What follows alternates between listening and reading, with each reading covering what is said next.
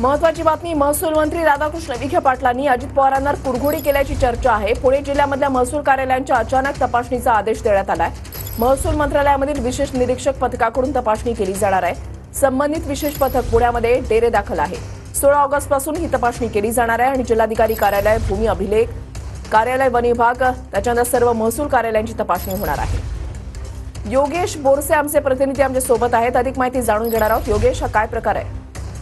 वृषाली, राधाकृष्ण विखे पाटील यांच्याकडे महसूल खाते आहे आणि याच महसूल खात्याच्या माध्यमातून आता पुणे जिल्ह्यातील जे महसुली कार्यालय आहेत या महसूल कार्यालयांची अचानक तपासणी करण्याचे आदेश राधाकृष्ण विखे पाटील यांनी दिलेले आहेत आणि राजकीय वर्तुळात याच तपासणीच्या खरं तर चर्चा सुरू आहे। कारण पालकमंत्री अजित पवार पुण्यात असताना महसूल मंत्री राधाकृष्ण विखे पाटील यांनी मात्र अशा पद्धतीचे अचानक आदेश काढल्यामुळे अजित पवारांवरती राधाकृष्ण विखे पाटलांनी कुरघोडी केली की काय अशा पद्धतीची चर्चा सध्या रंगताना पाहायला मिळते।